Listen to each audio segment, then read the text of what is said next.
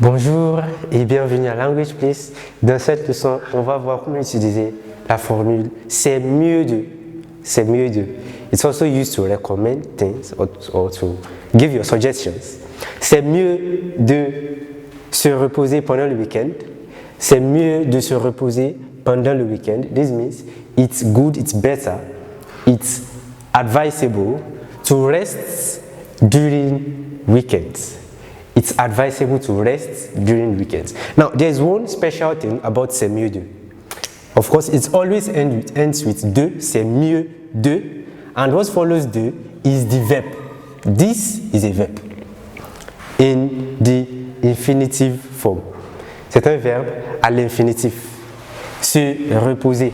In fact, it is a pronominal verb, a reflexive verb. C'est un verbe pronominal, se reposer, which means to rest. Se reposer veut dire to rest. So to conjugate it, I will say je me repose. But let's not go there. C'est mieux de se reposer pendant le week-end. Let's see the second sentence. C'est mieux de ménager ses pas pour ne pas se fatiguer à l'excès. C'est mieux de ménager ses pas pour ne pas se fatiguer à l'excès. C'est mieux de, once more, we have it, and then we have ménager ses pas. C'est mieux de, as we said, after de, what comes is ménager. Ménager. Ménager means to manage.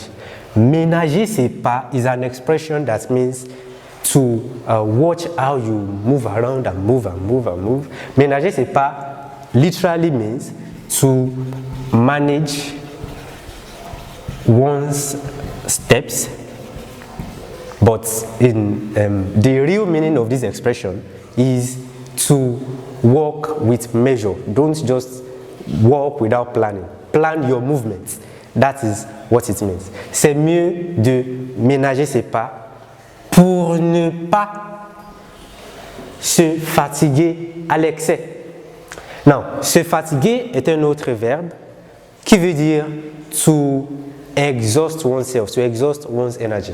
Se fatiguer means to exhaust one's strength, to get tired. Ok. Se fatiguer. À l'excès. À l'excès means excessively. Excessively, à l'excès. C'est mieux de ménager ses pas pour ne pas. Why pour ne pas? Why pour ne pas? We are saying pour ne pas here and not pour ne se fatiguez pas. In previous lessons about negation, we say these adverbs of negation always surround the verb. But in this case, it is not surrounding the verb. It is coming, these two words are coming in fact before the verb. Why that? Because this verb is not conjugated. This verb is not under the influence of a subject. It is rather being used after pour ne pas se fatiguer. But if I had said je me fatigue and I want to negate this, then I would have said je ne me fatigue pas. In this case, there's a subject. There's a subject, and so ne pas is surrounding the verb. But in this case, there's no subject. We are just saying so as not to do something. Pour ne pas, that is why ne pas is not surrounding the verb. So, pour ne pas se fatiguer à l'excès, c'est mieux de ménager ses pas. C'est mieux de ménager ses pas. Bon, the next one, c'est mieux de réfléchir avant d'agir. C'est mieux de réfléchir avant d'agir. Réfléchir veut dire to think, to reflect. C'est mieux de réfléchir avant d'agir. Think before you act, that's the meaning. Think before you act. Donc, réfléchir veut dire to think, alors que agir veut dire to act. Donc, réfléchissez avant d'agir. The next one. C'est mieux de, comme vous voyez, after c'est mieux de, the verbs are in the infinitive form. Never forget that. After c'est mieux de, to make any suggestion or recommendation. You see, c'est mieux de, and you put your verb in the infinitive form. You want to say, it's good to eat well. C'est mieux de bien manger. C'est mieux de manger bien. Bon, c'est mieux de voir grand pour ne pas se réjouir des trop petites choses.